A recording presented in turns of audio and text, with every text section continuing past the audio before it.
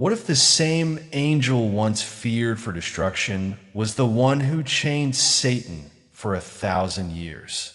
Could an agent of darkness become a guardian of light and even play a key role in God's end time justice? And what if everything we thought about good and evil needed to be re examined through the lens of one mysterious figure, Abaddon?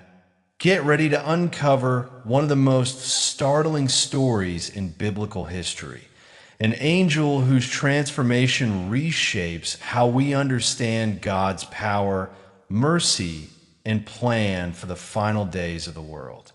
Music, music, music. Satan locked away for 1,000 years a world without evil sounds perfect, right? But then God lets Satan loose again. Why? The answer lies with a mysterious angel whose story will shock you. Who is this enigmatic figure? Abaddon appears throughout the Bible from Job to Revelation. His role evolves in surprising ways. When you understand his part in God's plan, you'll see why those 1,000 years and what happens next matter so much. Ready to uncover the truth about Abaddon's day. Tune for a journey that will change how you see good, evil, and God's ultimate plan. But before we start with the video, comment down. I repel all the negative energy of Satan to ensure you are Christ-loving people. The dark angel Abaddon has puzzled Bible scholars for centuries. At first glance, he seems like a force of pure destruction. But as we dig deeper into the scriptures, we start to see a more complex picture emerge in the Old Testament. Abaddon starts as a shadowy concept, a realm of destruction that struck fear into the hearts of ancient Israelites. It's a place where hope fades and darkness rules supreme. Job 26:6 paints a chilling picture. Sheol is naked before God, and Abaddon has no covering. This verse reveals Abaddon as a place of complete exposure where even the darkest secrets are laid bare. But Abaddon doesn't stay a mere location like a caterpillar transforming into a butterfly. This concept evolves throughout the Bible. In Job 2822, we hear whispers of life destruction and death. Say we have heard a report about it with our ears. Suddenly, Abaddon isn't just a place, it's a living, breathing entity. The mystery deepens in Proverbs 15, verse 11. Sheol and Abaddon lie open before the Lord. How much more the hearts of the children of man here. Abaddon stands on equal footing with Sheol, the realm of the dead. It's an insatiable force, always hungry for more destruction. Yet amid this terrifying image, a glimmer of hope appears. Psalm 88:11 asks, is your steadfast love declared in the grave, or your faithfulness in Aden? This question challenges our understanding. Is Abaddon truly beyond God's reach? Or is there more to this story? The answer lies in the New Testament, where Abaddon's true nature is revealed. Revelation 9, verse 11 introduces us to a transformed Abaddon. They have as king over them the angel of the bottomless pit. His name in Hebrew is Abaddon, and in Greek he is called Aeolian. This revelation changes everything. Abaddon isn't just a concept or a place. He's an angel with a crucial role in God's plan. He's tasked with imprisoning Satan himself for 1,000 years, the very being associated with destruction throughout the Old Testament becomes the one God chooses to lock up the ultimate evil. It's like fighting fire with fire, using a force of destruction to contain an even greater destructive force. This unexpected twist raises so many questions. Why would God use a destructive force to protect his creation? What does this tell us about the nature of good and evil? and most importantly, what happens during those 1,000 years when Satan is locked away. The answers to these questions will shake your understanding of God's plan to its very core. But to fully grasp the implications, we need to take a closer look at what the Bible says about this 1,000-year period. What will the world look like with Satan out of the picture? And why does God allow him to be released after a millennium of peace? The New Testament completely transforms Abin's role. This once feared destroyer becomes an unlikely protector. How could God change such a terrifying force? Revelation 9 verse 11 introduces Aden as the angel of the bottomless pit. But here's the surprise. He's not Satan's ally. He's God's agent. This former symbol of destruction now has a new purpose that will challenge everything you knew about God's plan. Abdon, also called Apollon in Greek, leads an army of locusts unlike anything you've seen before. The Bible paints a vivid picture. They looked like horses. Ready for battle, they wore golden crowns, had human faces and women's hair. Their teeth were like lions' fangs, and their chests were covered in iron armor. Their wings roared like an army of horse-drawn chariots charging into war. Revelation 9:79. Why such a frightening description? These locusts aren't here to eat crops. They have a specific target: people. But not just anyone. They can only harm those without God's seal on their forehead. Abin's new role is like a supernatural prison warden. He contains evil and carries out focused judgment. His locusts torture, but don't kill. It's as if God is giving people one last chance to turn back to him. This shift teaches us something important about God's nature. Even in judgment, there's mercy. The locusts cause suffering, but with a purpose. It's not random destruction anymore. It's a targeted wake-up call that spares the faithful.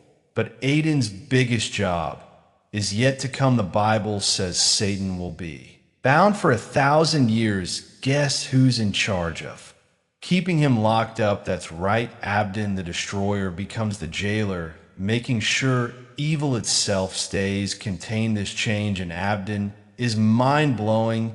It shows that in God's hands, even the scariest powers can be used for good. But here's what most people miss. Abin's new role isn't just about punishment. It's about protection. By judging those who reject God and containing evil, Abdon is actually guarding the faithful. This transformation reflects a bigger theme in the Bible. God can use anything, even forces we might think of as dark, to fulfill his plan. It's a powerful reminder that God's ways are more complex than we often realize. But if Abdon is now God's agent, keeping Satan locked up, what does that mean for the world? What happens during those 1,000 years when evil is contained? And why does it have to end? These questions make us think about the nature of good and evil. If God can turn a destroyer into a protector, what else might he be capable of? How might he be working in ways we don't expect? Even now, a world without Satan whispers for 1,000 years. That's exactly what happens. Abaddon, once a force of destruction, becomes the key to a millennium of peace. But even in this perfect world, something's still not right. During this 1,000-year lockdown, Satan is bound and thrown into a bottomless pit. Revelation 20 tells us it's a desolate place void of life and light. Jeremiah 4 verse 23 describes it as a world turned upside down, empty and dark. It's like hitting the reset button on evil's influence. The world transforms in ways we can barely imagine. Isaiah 11:69 paints a picture of lions and lambs napping together, children playing with cobras. War cease, hunger vanishes. The earth itself seems to breathe a sigh of relief. Justice becomes the new normal. Christ reigns on earth, bringing about a transformation that touches every aspect of life. Peace isn't just a dream anymore. It's the daily reality. It's as if creation itself is celebrating the absence of evil. But here's where things get interesting. Even in this perfect world, people are still people. They're born with a sinful nature. Just like we are today, it's as if God is running a grand experiment. What happens when you remove Satan's influence, but keep human nature intact? The results are surprising. Even without the devil whispering in their ears, people still struggle with sin. It's a stark reminder that our biggest enemy isn't some external force, it's the darkness within our own hearts. Living in a world without evil has a profound impact on people's psyche. Many experience a deep sense of peace and contentment they've never known before, but others struggle with the lack of challenges, feeling a strange emptiness where conflict used to be. This perfect world isn't meant to last forever. Though after 1,000 years something shocking happens, Satan is released. But why would God allow how evil to return after such a long period of peace? The answer reveals something profound about human nature and God's plan. This millennium of peace sets the stage for one final test. It's as if God is saying, you've seen what life can be like under my rule. You've experienced true peace and justice. Now, what will you choose? Sadly, even after 1,000 years of perfect rule, many still choose rebellion. It's a heartbreaking reminder of how deeply sin has corrupted us, but it also highlights the incredible patience and love of God.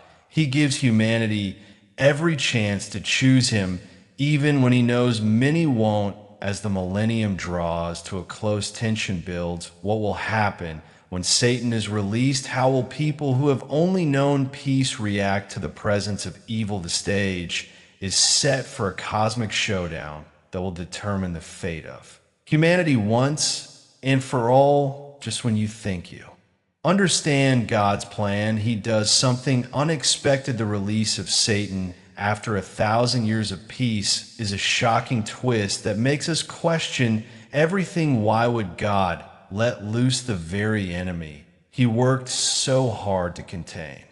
This decision reveals a hard truth about human nature. Revelation 2:78 tells us when 1,000 years are over, Satan will be released from his prison and will go out to deceive the nations in the four corners of the earth, Gog and Magog, and to gather them for battle. In number, they're like the sand on the seashore. Satan's deception is swift and effective. He uses lies and half-truths to sway people's hearts, gathering an army as vast as the sand on the seashore. This final test is like a crucial exam that reveals what's really in our hearts. Even after living in a perfect world under Christ's rule, some people still choose to rebel, but not everyone falls for Satan's lies. Many remain faithful to God, having experienced his goodness firsthand. Their loyalty shines bright against the darkness of rebellion. These faithful ones prove that true righteousness isn't about perfect surroundings, it's about choosing God when we have the option not to. Why does God allow this rebellion? It's not because he wants anyone to fail. Instead, it shows that his judgment are fair. Those who rebel do so by their own choice, not because they were tricked or didn't know better. This final test proves that sin is deeply rooted in human hearts, not just a result of Satan's influence. Revelation 29 describes the outcome. They marched across the breadth of the earth and surrounded the camp of God's people, the city he loves. But fire came down from heaven, and about them God's judgment is swift and final, protecting those who stayed faithful and setting the stage for something greater. This moment also highlights God's incredible grace. Despite knowing some would reject him, he still gave humanity 1,000 years of peace. It shows how deep God's love and patience run. The release of Satan isn't a step backward, it's moving us forward. to the ultimate conclusion of God's plan, it prepares the way for the final judgment and the creation of a new heaven and earth in this new world. Those who've chosen God will live with Him forever, free from the possibility of sin or rebellion. This final test reveals something profound about human nature and God's character. It shows that true righteousness isn't about living in perfect conditions, but about choosing God even when we have the option not to. It demonstrates that God's justice is perfect and His love is unfailing even in the face of massive rebellion. As we consider this future event, we're challenged to examine our own faith. How can we prepare our hearts now for that final test? What does it mean to truly choose God, not just when things are easy, but when real temptation comes? The final act of this cosmic drama unfolds with a scene more shocking than you could ever imagine. It's the great white throne judgment, where every soul who's ever lived faces their ultimate fate. And at the center of it all, Abdon, once a force of destruction, Abdon now plays a crucial role in God's perfect justice. This isn't just any courtroom, it's a cosmic court of law where God Himself presides as judge. Every person who has ever lived stands before the throne, their lives laid bare. Revelation 2012 tells us, "And I saw the dead, great and small, standing before the throne, and books were opened. These books contain the records of our lives, every thought, every action exposed before the Creator. But there's another book, the book of life. This holds the names of those who've put their faith in Jesus, not based on good deeds, but on grace alone." Abin's role intensifies as he opens the lake of fire for those whose names aren't in the book of life. Revelation 2014:15 states, "Then death and Hades were thrown into the lake of fire." The lake of fire is the second death. Anyone whose name was not found written in the book of life was thrown into the lake of fire. This judgment isn't just about punishment, it's perfect justice. Every secret comes to light, every injustice is addressed. It's like the ultimate setting things right. Abdon, once a destroyer, now ensures everything aligns with God's will. But why should this matter to you right now? Because this future event has real implications for how we live today. Knowing we'll stand before God one day should change how we treat others and the choices we make. It's like knowing you've got a big test coming up. You don't wait until the night before to start studying. You prepare every day. Yet there's hope. The book of life isn't closed yet, and anyone who puts their faith in Jesus is saved. It's not about perfection, but accepting Jesus' perfect sacrifice. Abad's transformation from destructor to agent of justice shows the power of redemption. No one is beyond hope. No one is too far gone. As we go about our lives, this final judgment should guide our actions, not out of fear, but out of a desire to honor God, because one day we'll all stand before that throne. What will be written in your book? This judgment isn't just about your individual actions. It's about the ripple effect of your life. How have your choices impacted others? Have you spread kindness or hurt? Have you pointed people towards God or away from Him?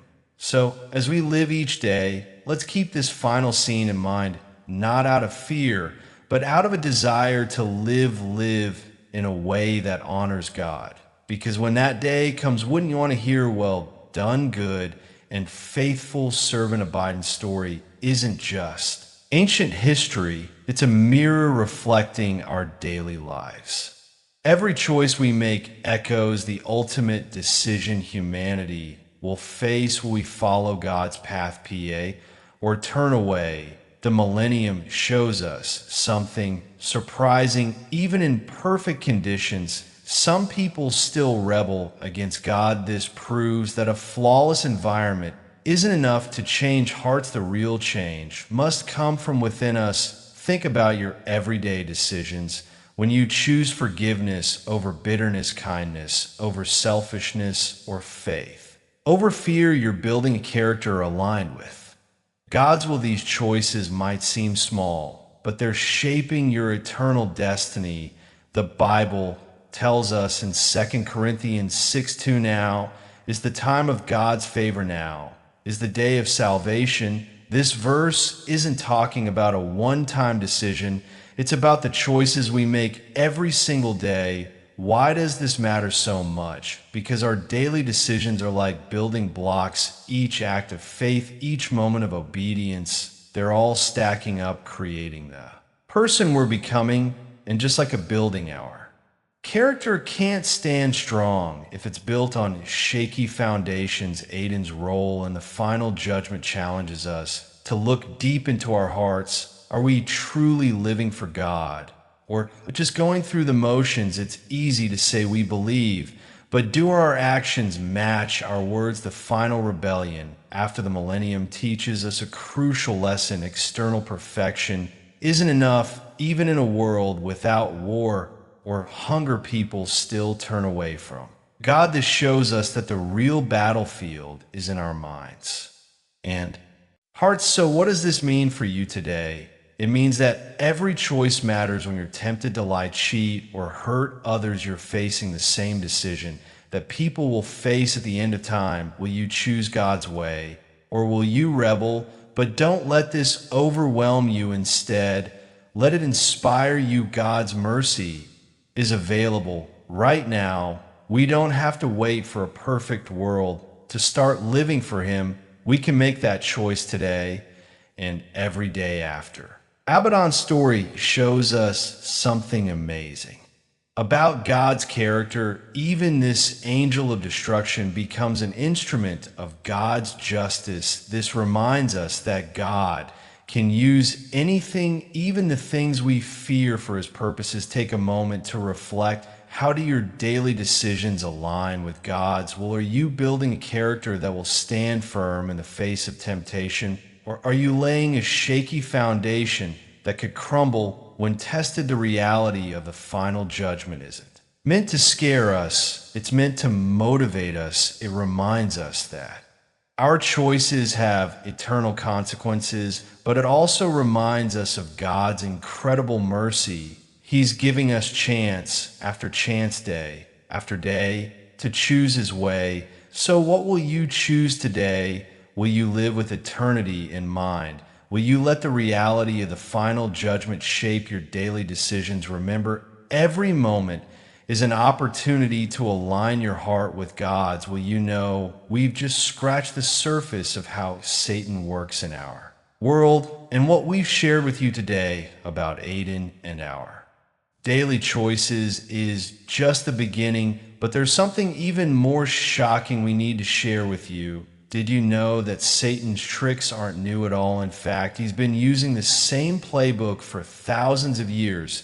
And here's the wild part: these tricks are actually written down in the Bible itself. That's right, God gave us a heads up about Satan's secret moves over 3,000 years ago. Want to know what these tricks are? How Satan might be using them in your life right now without you even knowing it. We've done deep research into these ancient warnings, and what we found honestly left us speechless. If you're ready to uncover these hidden traps and learn how to protect yourself and your loved ones, click on the video appearing on your screen right now. Trust us, what you'll learn in that video could change everything about how you see the spiritual battles in your life.